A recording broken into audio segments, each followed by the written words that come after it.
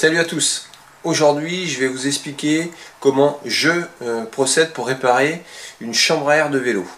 Donc on va regarder en détail le matériel que j'utilise. Donc pour cette réparation, il va vous falloir quelques petits éléments. La chambre à air qui est donc crevée. Un kit de réparation que j'ai trouvé à Decathlon.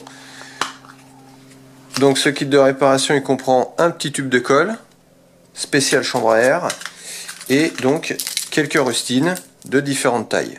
Donc à adapter selon la taille du trou que vous allez trouver sur votre chambre à air. Donc moi j'utilise un petit chiffon parce qu'en fait vous allez voir c'est important de laisser la chambre à air bien propre. Il va vous falloir une pompe à vélo pour pouvoir regonfler légèrement votre chambre à air pour retrouver le trou. Un petit peu de papier à poncer. Alors théoriquement il y en a dans votre kit de réparation. Moi j'utilise du papier à poncer un tout petit peu plus fin. Et donc une petite bassine d'eau pour arriver à trouver le trou. Donc une fois que vous avez réuni tous ces éléments, il va falloir déjà déterminer pourquoi j'ai crevé. En fait c'est tout simple. Vous prenez votre pneu. Donc il peut rester un corps étranger dans le pneu. C'est très fréquent. Là moi sur ce pneu là que j'ai déjà préalablement vérifié, j'avais une petite épine. Donc si je répare ma chambre à air et que je la remonte dans un pneu que j'ai pas vérifié, je recrève aussitôt. Il n'y a pas de secret. Donc la première étape c'est de vérifier le pneu. Donc deuxième étape, ça va être de retrouver le trou dans la chambre à air. Donc pour ça c'est relativement simple. On va utiliser, donc on va regonfler un petit peu. Alors je vous parlais tout à l'heure de la pompe à vélo. Quand on a un compresseur, bien évidemment, c'est pas la peine de s'embêter. Donc un petit coup de compresseur ou de pompe à vélo pour regonfler légèrement le pneu. Voilà. Là, ça y est, j'ai regonflé suffisamment pour essayer de trouver le trou. Donc là, déjà, vous voyez, là je le sens déjà un peu d'air. On va vérifier qu'il n'y ait pas peut-être plusieurs trous dans le pneu. Donc pour ça, on va tremper notre chambre à air dans une petite bassine d'eau. Donc je vous fais voir tout de suite. Donc nous voici. Alors là déjà j'entends le trou par là. Vous voyez, il est par ici.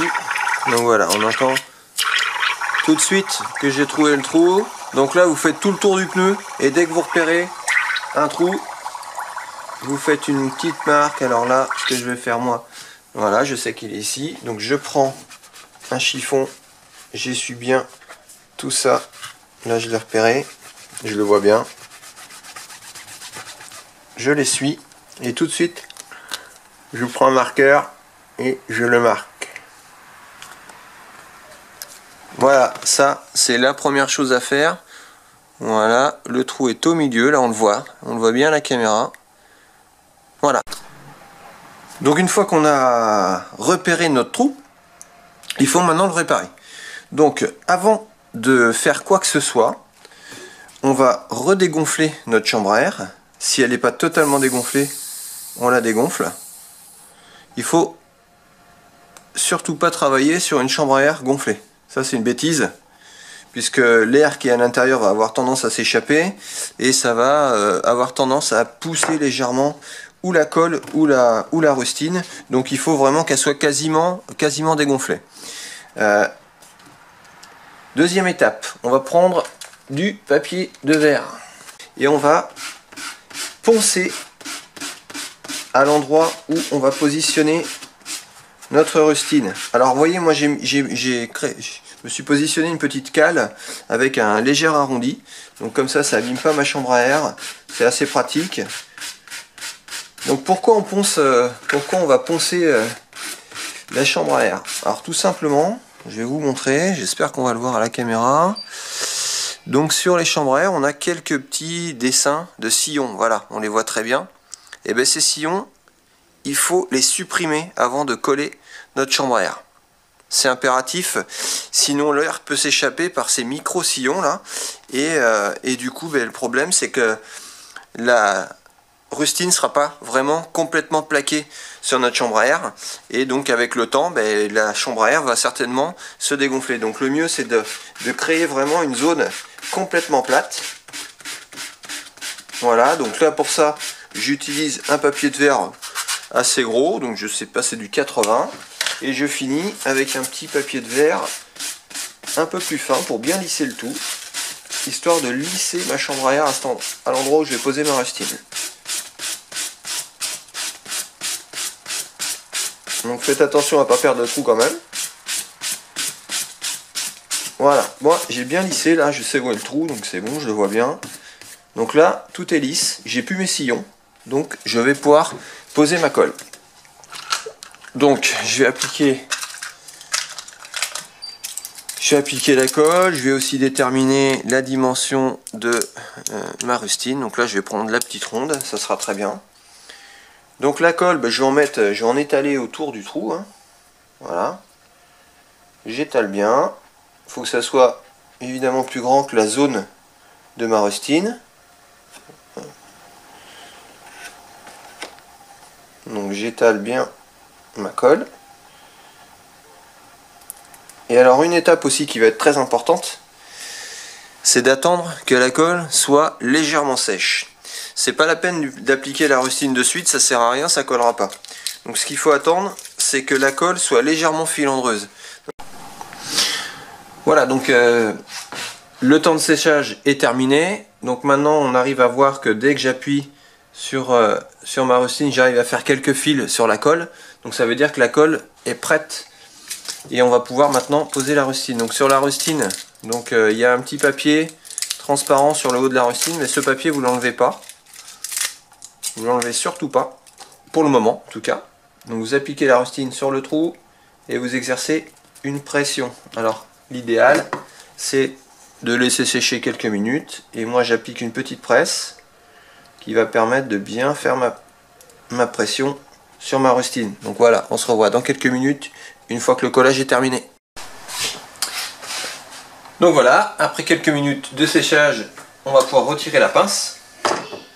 Voilà, donc là on est sûr que notre rustine est bien collée. Certaines personnes laissent le petit plastique transparent dessus. Moi je préfère l'enlever. On le retire gentiment sans décoller la rustine. Vous maintenez votre rustine et vous l'enlevez. Voilà, il n'y aura aucun risque. Voilà, une fois décollée la rustine, on est bon. Et donc voilà, votre chambre à air est donc maintenant réparée. On va la regonfler. Voilà, elle est regonflée. Donc maintenant on va aller voir du côté de la rustine, savoir si on n'a pas une petite fuite d'air. Ça pourrait être possible. Là, ça tient bien. Donc je vais vous montrer. Ma rustine est donc collée. Et là maintenant, on peut constater qu'il n'y a aucune bulle d'air qui sort de la rustine. Ça c'est le plus important. Voilà, donc là maintenant on est tranquille, on peut y aller. Donc petite chose importante lors de l'opération de remontage, il va falloir faire attention à un élément. On a sur chaque pneu un sens de rotation. Donc là il est indiqué ici, sens de rotation de la roue.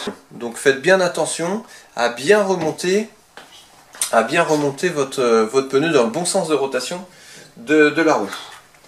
Petite chose, on peut revérifier aussi ici à l'intérieur de la jante, sur la bande de protection, on peut regarder aussi s'il n'y a pas un élément qui pourrait éventuellement avoir causé la crevaison de la chambre à air. Donc on commence par passer notre jante dans le pneu. C'est relativement simple. On passe notre jante à l'intérieur du pneu. Voilà. Ça va assez vite, hein, ça se fait à la main, il n'y a pas de problème. Et on pense à positionner déjà un côté dans notre jante. Comme ça, on n'a plus qu'à ouvrir. On passe notre chambre à air qu'on a préalablement légèrement regonflée afin de pouvoir éviter surtout de la pincer. Voilà. Et on retrouve l'emplacement de la valve dans la jante. On repasse la valve dans son emplacement. Voilà, on l'enfonce bien et on commence à venir remettre notre pneu.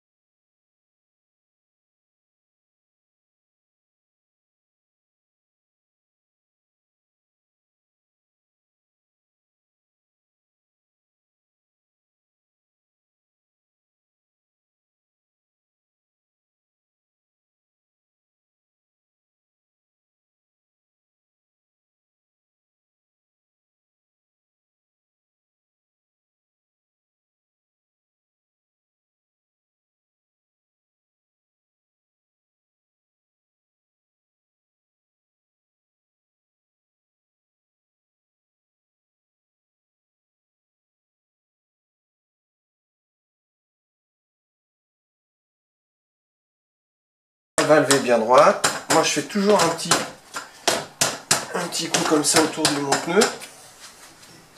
Et je vérifie en regonflant. Donc là après je regonfle. Donc pour regonfler, on a sur le pneu, vous allez voir, vous allez trouver sur tous vos pneus, normalement, ici, indiqué quelque part. Vous voyez, ici, il faut que je gonfle mon pneu entre 2,8 et 4,1 bar. Donc là, on coupe la poire en deux, moi je mets à 3,5. Voilà, je regonfle. Alors effectivement, quand on a une pompe à vélo, c'est plus compliqué. Voilà, je suis à 3,5. Donc là, j'arrête. Et j'ai regonflé mon pneu, ma roue, et tout est bien positionné. On regarde bien qu'on soit bien tout le tour bien positionné au niveau du pneu. Et là, on est bon. Donc, vous voyez. Voilà, j'espère que cette vidéo vous aura servi.